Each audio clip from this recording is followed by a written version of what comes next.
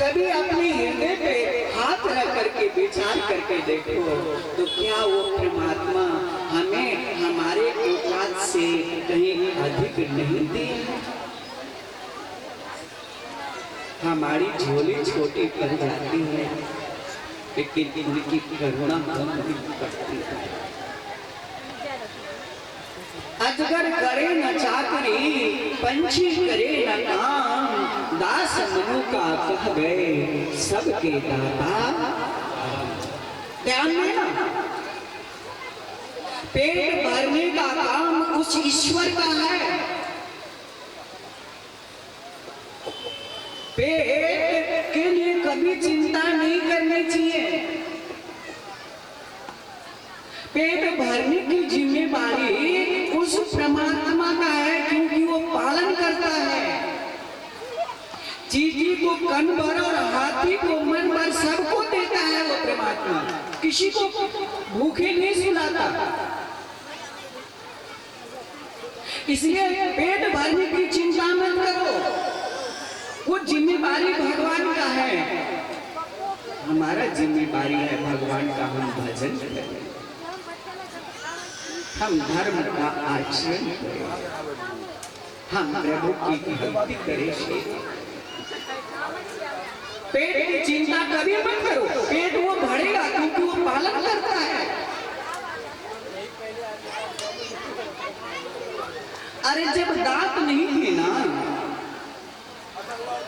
तो माँ के पास दूध की व्यवस्था कौन? वही परमात्मा की है। आज लोग कहते हैं अरे काम नहीं करेंगे तो बाल बच्चे भूखे मर जाएंगे। उन मूर्खों को कौन समझाए? हम आप जब माँ के गर्भ में थे उस वक्त हमारी आपकी कौन सी फैक्ट्री चल रही थी? जो परमात्मा माँ के गर्भ में 9 महीने तक रोटी खिला सकता है, उस ईश्वर के नाम पे 1-2 घंटा समय दे दोगे तो क्या वो भूखे मर जाने देंगे? काम नहीं करेंगे तो बाल बच्चे भूखे मर जाएंगे।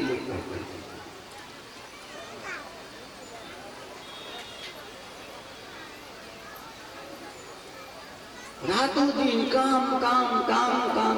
ध्यान देना, आज लोगों का स्वभाव हो गया है काम के लिए राम को ठुकरा देते हैं। काम के लिए राम को ठुकरा देते हैं लेकिन राम के लिए काम को नहीं ठुकराते। और ध्यान देना, ईश्वर को छोड़कर जितना काम बनाना चाहोगे उससे ज्यादा काम बिगड़ जाया करता है। बाल कृष्ण माँ यशोदा की गोद में बैठकर दूध पी रहे थे और बातें कर रहे थे, मैया तुझे दूध प्रिय है या दूध? तो माँ के मुख से निकला, मुझे पुत्र प्रिय, पुत्र प्रिय। लेकिन मैया सोचिए दूध की बात क्यों कर रहा है? तो माँ यशोदा चूल्हे पे दूध गर्म होने के लिए रख करके आई थी और बोले वो दूध में उफान आ रहे थे। क्या कहते हैं आप? गर्म होके नीचे उधिया गया, उधिया उसमें उफान आ रहे थे और बाल कृष्ण की दृष्टि उसी दूध पे। इसलिए बातें बनाने में तो बाल कृष्ण से ज्यादा मायरो। इसलिए बाल कृष्ण पूछ रहे थे, मैया तुझे दूध प्रिय है या दूध? तो माँ के मुख से स्वाभाविक है निकलना था कि मुझे दूध प्रिय है, पुत्र प्रिय है। लेकिन मैया क्या सोचिए दूध की बात क्यों कर रहा है? तो ध्यान चला गया चूल्हे पे, देखी दूध ऊपर में। मैया जल्दी से लाला को पटके और दौड़ी दूध को बचाने के। बाल कृष्ण मुस्कुराए, मैया झूठ बोल रही है, काढ़िए मुझे दूध प्रिय है लेकिन इसे दूध नहीं, इसे दूध प्रिय है, इसे दूध को छोड़कर दूध बचाने गए। बाल कृष्ण क्या के एक डंडा उठाए और कई मटकी में माखन भरे थे, तर तर करके सब धो दिए। मैया तू थोड़े दूध बचा ले जा। ईश्वर को छोड़कर जितना काम बनाना चाहोगे उससे ज्यादा काम बिगड़ जाता है। ईश्वर की शरण में रह करके कम काम भी करो तो उसी में बरकत होती है। इसलिए पाप पेट का चिंता करे पापी लोग। धर्मात्मा कभी चिंता पेट का नहीं करता, क्योंकि उसे विश्वास होता है पेट भरने की जिम्मेदारी भगवान की है। चिंता दीन दयाल को मोह मन सदा उठा, जाए सो प्रतिपालिए दीन बंधु रघुनाथ। जो जन्म दिया है वो अन्न देगा, दांत नहीं दे तो मां के पास दूध की व्यवस्था की, और दांत दिए तो अन्न भी देंगे, वो पालन करता है। इसलिए भगवान को मत कोसो कि कुछ नहीं दे कुछ नहीं दे, उन्हें धन्यवाद दो। केवल में कहा आज मुझे क्या नहीं मिला, सब कुछ मिल गया। अब कछु ना चाहिए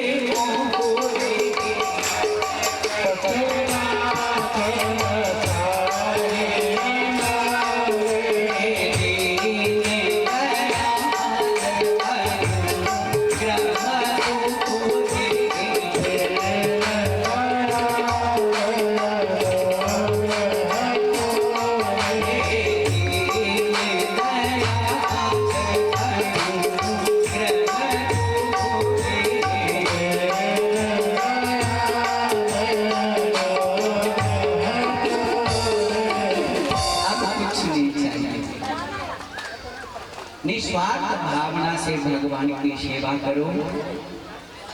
उनको बताने की आवश्यकता नहीं है, उन्हें पता है कि इसको क्या चाहिए, वो अपने आप पूरा कर लेगा।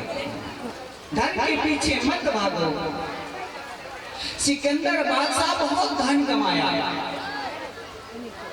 वर्णन मिलता है वो जब चलता था तो 40 ऊंटों पे तिजोरी में जो ताले लग गए थे उसकी चाबियां लग करके चलती थी। लेकिन जब वो मरा, उसकी श्मशान यात्रा निकाली गई तो किसी शायर ने उसके कफन पे एक शायर लिखे, क्या बोले, इकट्ठे घर जहाँ के जर सभी मुल्कों के मालिक थे, और सिकंदर जब गया दुनिया से तो बोले दोनों हाथ खाली, कुछ नहीं ले जा सका, सब यहीं छूट गया।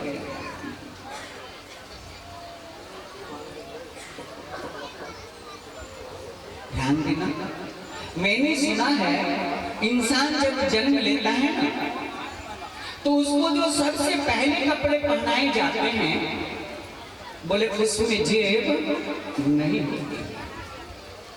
अब आजकल होती हो तो मेरे को नहीं पता, लेकिन मैंने सुना है इंसान जब जन्म लेता है उसको सबसे पहले जो कपड़े पहनाए जाते हैं, बोले उसमें जेब नहीं होती है। और इस इंसान के सबसे अंत में जो कपड़े पहनाए जाते हैं, बोले उसमें भी जेब, कफन में जेब होती नहीं होती, कफन नहीं सिले जाता, कफन में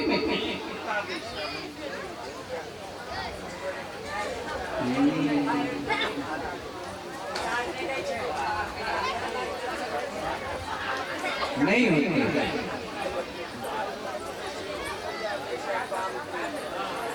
बोले जग में आए खूब कमाए, क्या हीरा क्या मोती, जग में आए खूब कमाए, क्या हीरा क्या मोती, पर अफसोस यारो कफन में जेब नहीं होते तो भर ले जाते। हाँ, अब आगे से व्यवस्था होने लगी है।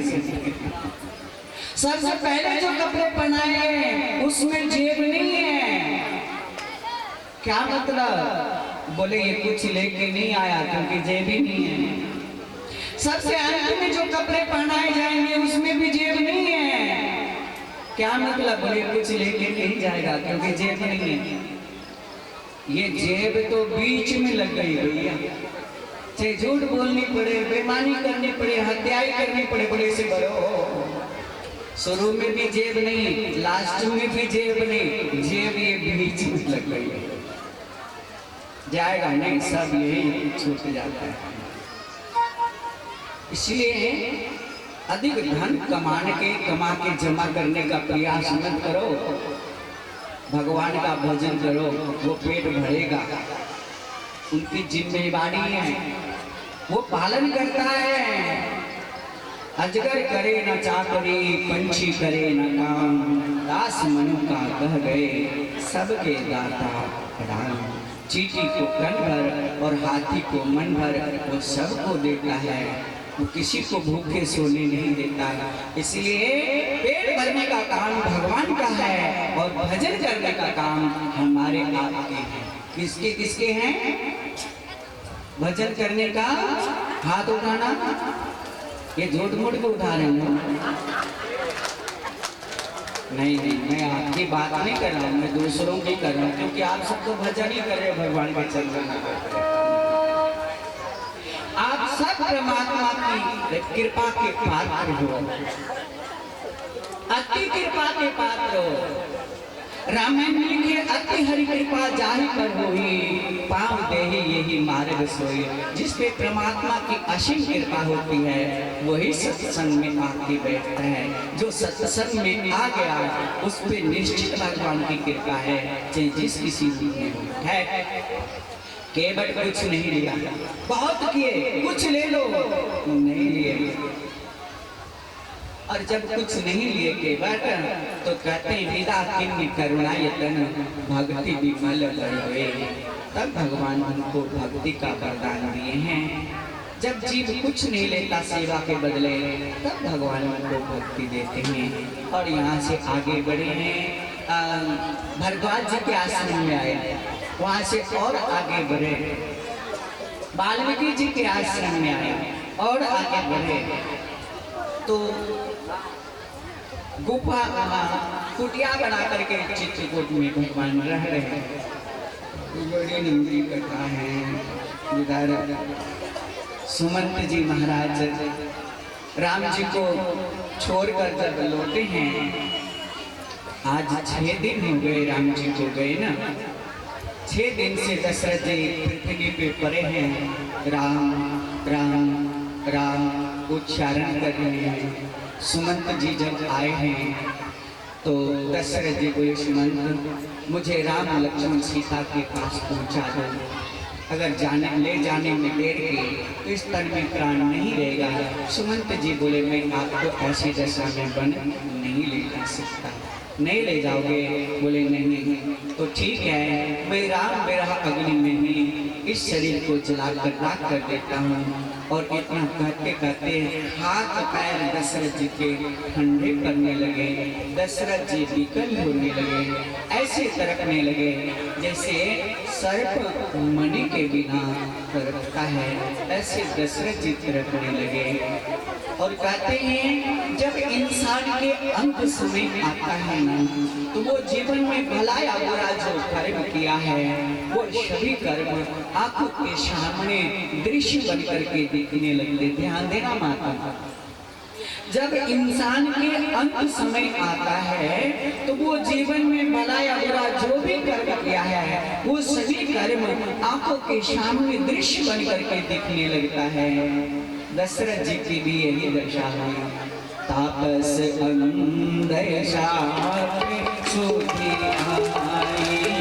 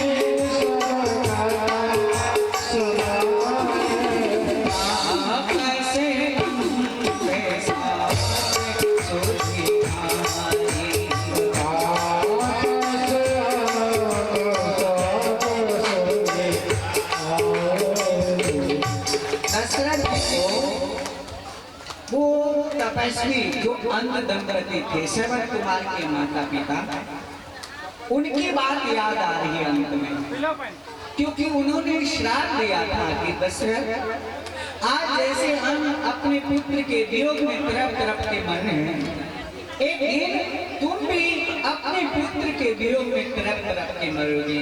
कौशल्य मैं भी चला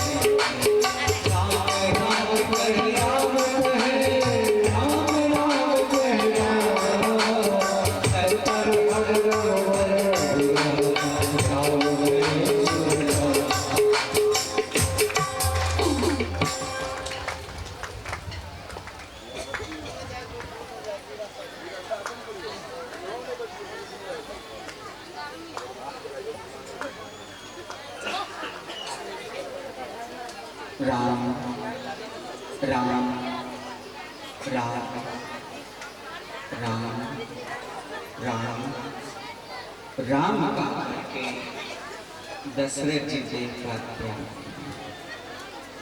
राम जी को गए आज 6 दिन हुए हैं, इसलिए दशरथ जी 6 बार राम राम कह करके और देह का त्याग किया। ध्यान देना, 4 पुत्रों के पिता, 4 पुत्रों के पिता, लेकिन आज मुख में तुलसी गंगा जल देने वाला कोई नहीं। और यही जीवन के वास्तविक सत्य है। अंतिम क्षणों में कोई साथी नहीं। 4 पुत्रों के पिता हैं और वो भी सामान्य नहीं।